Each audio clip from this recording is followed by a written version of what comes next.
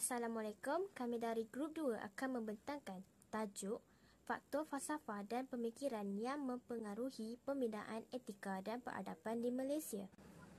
Nama saya ialah Intan Nur Arifah binti A. Azmi, nombor metrik 17 DSK 21F1026.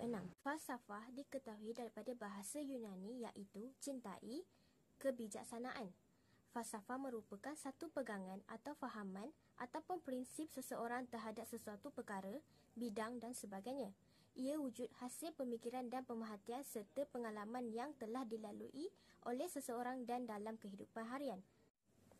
Pemikiran pada kata dasarnya iaitu fikir ialah cara atau hal memikirkan sesuatu, yakni aliran fikiran hasil pergagasan minda terhadap dunia yang difahamkan, ditafsir dan dibentuk kepada suatu dialami yang berteraskan matlamat yang boleh membawa kepada penyelesaian yang berteraskan alam nyata melalui ramalan.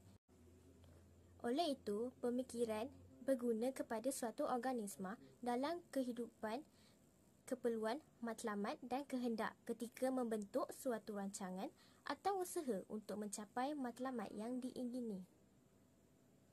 Sekian, terima kasih. Assalamualaikum dan selamat sejahtera. Nama saya Nur Edina Izzati binti Zulkifli.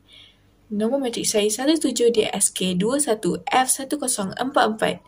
Saya akan menerangkan tentang 4 falsafah umum yang utama, iaitu yang pertama, idealisme adalah falsafah terawal dan klasik yang terdapat di barat tradisional. Sebagai idealisme yang ditetapkan set sistem falsafah mengikut mana idea adalah prinsip dan asas bagi kesejahteraan dan pengetahuan. Asalnya dapat ditelusi kembali ke Plato yang menganggap bahawa realiti sebenarnya adalah dunia idea hanya dapat diakses akal. Sebagai idealisme, kita juga memanggil kepercayaan berlebihan atau naif pada nilai etika dan moral masyarakat dengan cara orang dan institusi berkelakuan mengikut apa yang adil dan baik. Dalam pengertian ini, ia menentang realisme. Dari segi kelebihan idealisme pula, falsafah ini berteraskan kesedaran intelek dan sistem berfikir secara rasional dan logik untuk mengenal pasti apa yang benar. Logik adalah alat untuk menentukan apa yang harus dilakukan dan tidak boleh digunakan pada setiap kali serta dalam semua situasi. Falsafah ini lebih bersifat statik, stabil dan sukar berubah. Ia juga kurang berminat terhadap inovasi seperti fashion, pakaian yang sentiasa berubah. Seterusnya, yang kedua ialah realisme. Falsafah ini dibentangkan oleh Aristotle. Pada pendapat beliau, realiti yang sebenarnya adalah terletak kepada apa yang dapat dilihat secara fizikal dengan mata, bukannya melalui idea atau pandangan. Secara am, ia tertakluk kepada sesuatu yang jelas dan nyata, tetapi bukan kepada sesuatu yang gaib dan abstrak. Kebanyakan tokoh falsafah ini bersetuju bahawa persepsi manusia atau akal manusia boleh dianggap sebagai cermin realiti kerana apa yang dilihat merupakan satu realiti yang sebenarnya. Akal manusia hanya boleh melihat dan memahami apa yang terdapat dalam fizikal sahaja.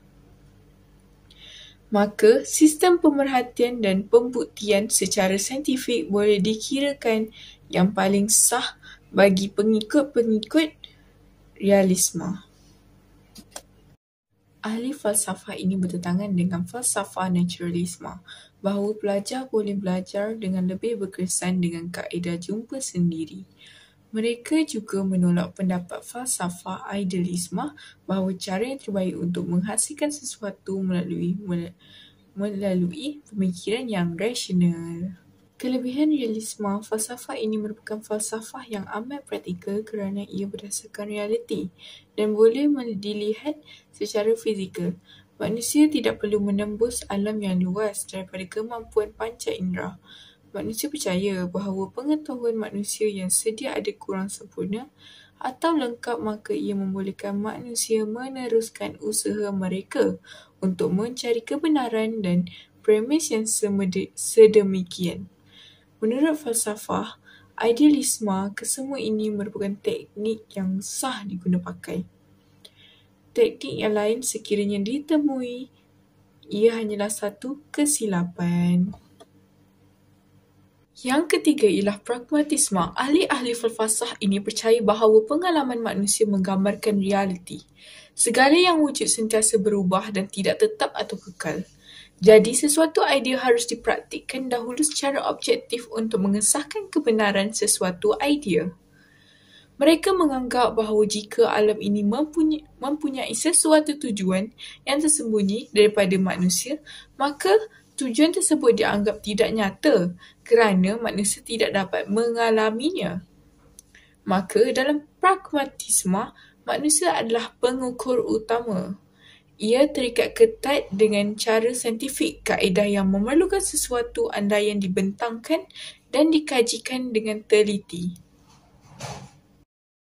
Kelebihan pragmatisme. Keteguhan falsafah ini tergantung dalam keutamaan yang diberi kepada proses untuk mendapatkan kebenaran.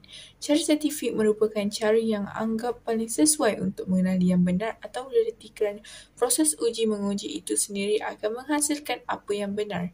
Dalam falsafah ini timbulnya kehendak sosial dan individu di mana idea tindakan yang baik timbul daripada kehendak etika dan estetika yang dianggap penting oleh masyarakat. Falsafah ini turut menghasilkan konsekuen awam. Nilaian akhir diberi apabila terdapat kesan sesuatu, tindakan atau objek atas masyarakat. Setiap tindakan wujud hanya dalam konteks pengalaman manusia. Tindakan tersebut akan dikatakan baik apabila masyarakat menganggap tindakan tersebut berguna.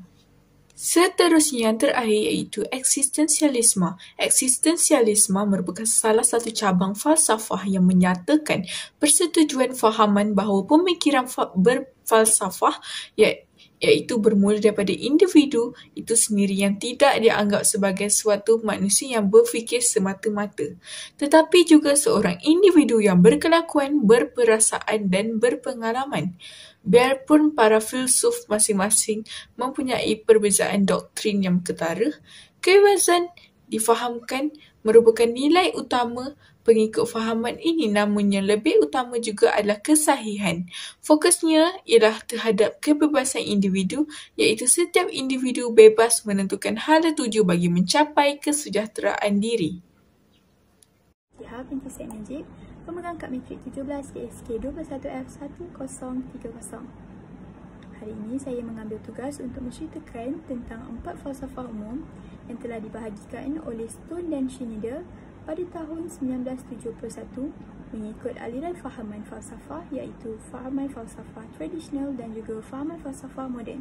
Tujuan memahami falsafah umum ini adalah untuk kita melihat fahaman falsafah ini telah banyak melahirkan beberapa aliran fahaman, mazhab dan juga falsafah pendidikan.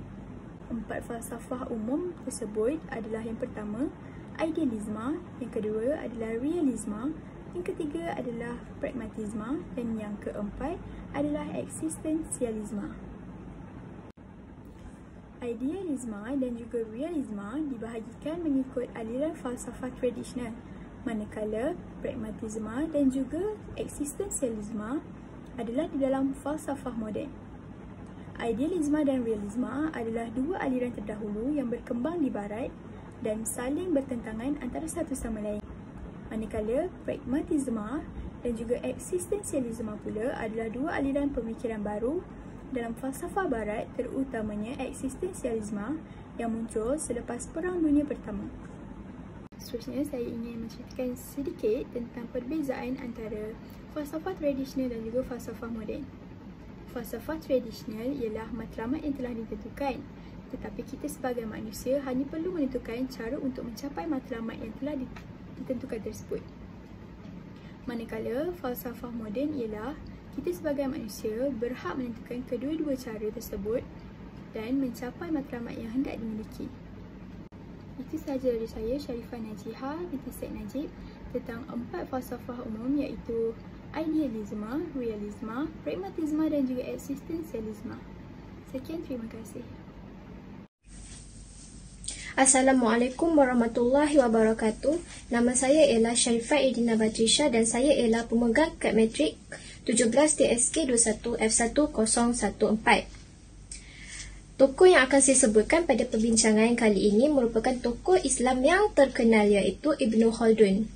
Ibnu Khaldun merupakan seorang tokoh terkemuka dunia yang banyak menyumbang kepada dunia dalam pelbagai bidang, khususnya bidang falsafah dan turut cenderung kepada realism.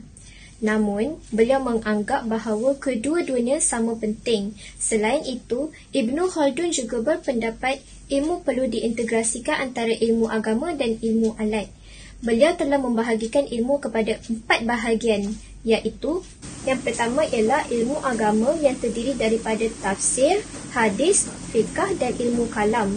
Selain itu, ilmu akliyah iaitu ilmu kalam, fizik dan ilmu ketuhanan.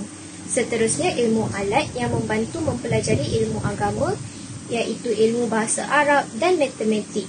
Dan akhir sekali, ilmu yang mempelajari ilmu falsafah iaitu logika. Terdapat 3 sarjana barat yang mengakui ketokohan Ibnu Khaldun. Yang pertama ialah daripada Arnold Toynbee.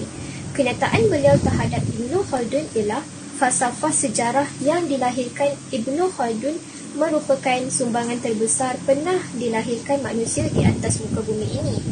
Sarjana barat seterusnya ialah R. Flynn, iaitu Ibnu Khaldun merupakan ahli falsafah Islam yang tiada taranya. Dan akhir sekali ialah G. Sarton, iaitu Ibnu Khaldun merupakan ahli sejarah dan falsafah agung bukan sahaja pada kurun-kurun pertengahan, malah sepanjang zaman.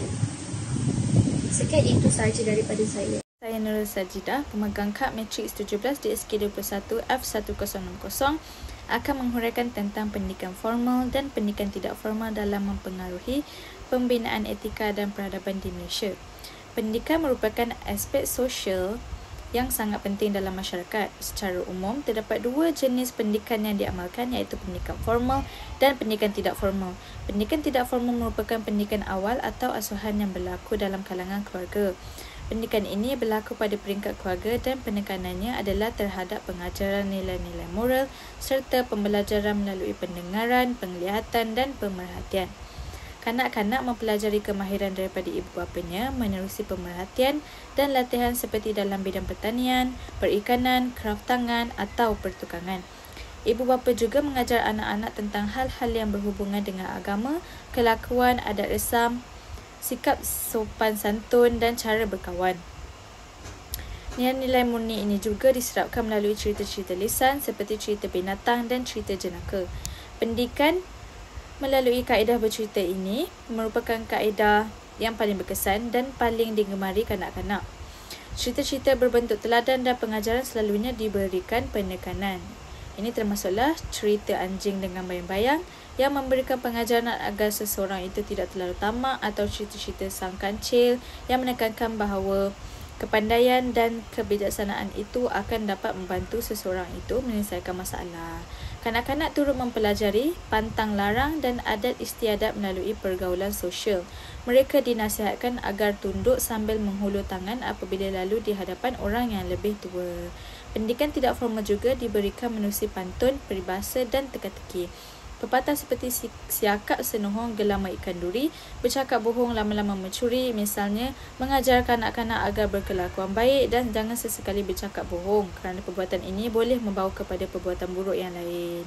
Galakan begini sama ada untuk menjauhkan apa yang ditegah atau membuat apa yang disuruh, juga menerapkan unsur-unsur pengajaran. Manakala pendidikan formal pula merupakan pendidikan yang berkaitan dengan keagamaan atau pendidikan teras serta elektif melalui perantaraan institusi yang tertentu, contohnya seperti sekolah rendah, sekolah menengah dan juga institusi pendidikan tinggi. Pada zaman dahulu, bidang pendidikan dan ilmu pengetahuan hanya didominasi oleh golongan istana dan golongan atasan. Manakala pada zaman sekarang, pendidikan formal telah berkembang pesat dan tidak lagi terhad kepada golongan atasan semata-mata. Jelaslah bahawa pendidikan tidak formal dan pendidikan formal memupuk etika serta peradaban melalui adat orang Melayu terdahulu dan melalui pembelajaran di institusi agar nilai murni dapat dipupuk pada masyarakat hari ini.